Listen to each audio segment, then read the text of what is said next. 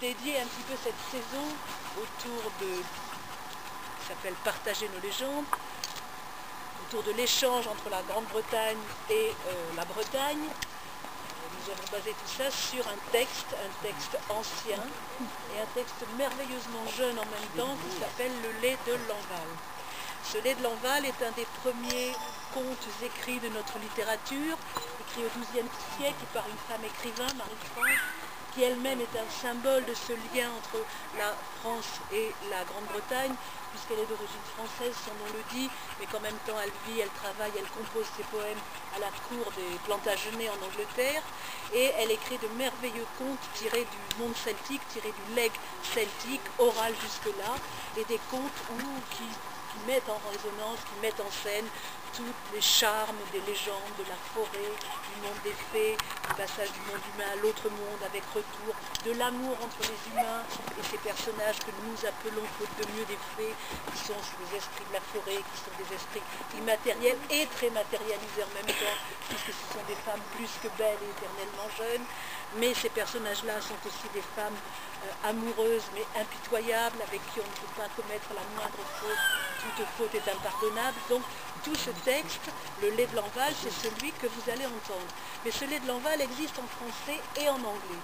Et je suis vraiment très très heureuse aujourd'hui de pouvoir vous présenter ce lait de Lanval avec 3 personnes d'exception. Pour une fois n'est pas coutume, on va commencer par le monsieur. Jacques Combès, comédien, qui vient très souvent à Compère, dont nous aimons énormément le travail, la voix, la présence, et qui a bien voulu se charger de la lecture du lait de Lanval et de quelques menus autres travaux dont je ne parlerai pas ici, mon partenaire en nous, pour ne pas atténuer le charme du conte, n'est-ce pas? Mais nous avions, vous savez, dans ce projet Lanval, il y a une exposition que vous pouvez voir, et il y a aussi un merveilleux film qui durera 52 minutes, et qui est réalisé par le Chatford Filmmaking Group, mon partenaire anglais, et tout ça sous la main tendre, douce mais très ferme de Elizabeth Jane Baldry, qui est ici.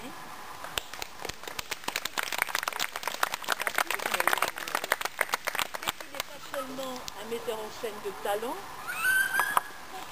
qui est aussi une des plus grandes harpistes du Royaume-Uni, et qui, il y a quelques années, entre autres talents, elle compose, elle fait entre autres de l'accompagnement pour des films muets, l'improvisation et de l'accompagnement pour des films muets, et elle a aussi eu le grand mérite de retrouver, il y a quelques années, des morceaux de l'époque victorienne, des morceaux de harpe pour les fées, qu'elle a exhumés de la British Library et enregistrés.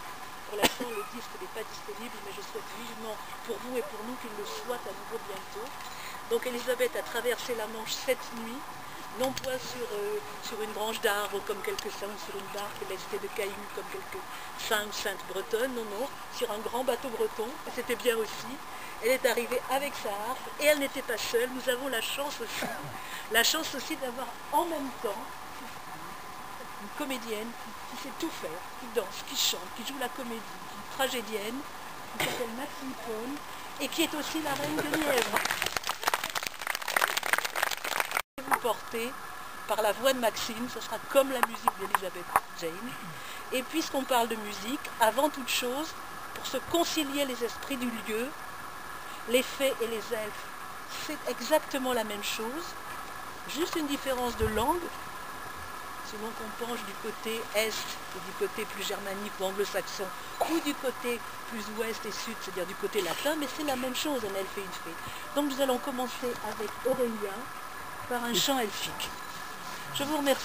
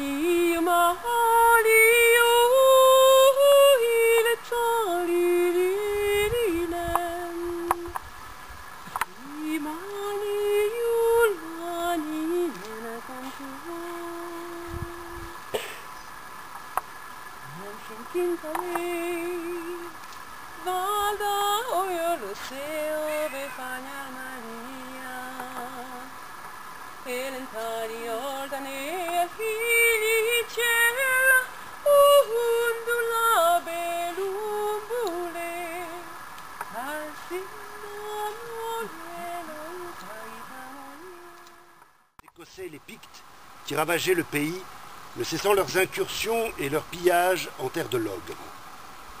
À la Pentecôte, à la belle saison, le roi séjournait donc dans la ville.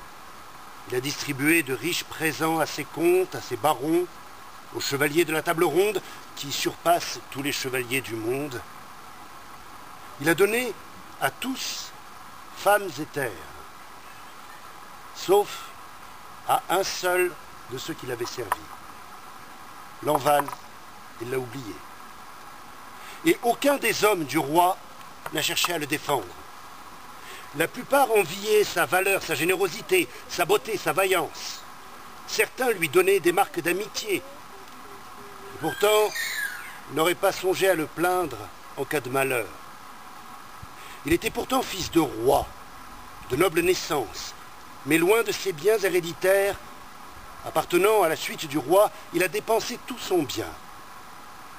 Le roi ne lui a rien donné, et Lanval ne lui a rien demandé. Voilà Lanval bien embarrassé, bien malheureux et bien soucieux. N'en soyez pas surpris, Seigneur. Un étranger sans appui est bien malheureux dans un autre pays, quand il ne sait où trouver de secours. Le chevalier dont je vous parle, et qui a si bien servi le roi, monte un jour à cheval pour se promener. Il quitte la ville seul, parvient à une prairie, met pied à terre au bord d'une rivière, mais son cheval tremble violemment. Il le débarrasse de la bride et le laisse se vautrer dans la prairie. Il plie son manteau, qu'il place sous sa tête pour se coucher. Affligé de son malheur, il ne voit autour de lui nulle raison d'espérer. Ainsi allongé, il regarde en bas vers la rivière et voit venir deux demoiselles, les plus belles qu'il ait jamais vues. Elles étaient somptueusement vêtues de robes de pourpre sombre, qui épousaient étroitement leur corps, et leur visage était d'une merveilleuse beauté. It was quite beautiful and well placed. Queen Semiramis, however much more wealth, power, or knowledge she had, or the Emperor Octavian, could not have paid for one of the flaps. There was a golden eagle on top of it, whose value I could not tell. Nor could I judge the value of the cords or the poles which held up the sides of the tent. There is no king on earth who could buy it, no matter what wealth he offered. The girl was inside the tent. and the young rose, when they appear in summer, are surpassed by her beauty. She lay on a beautiful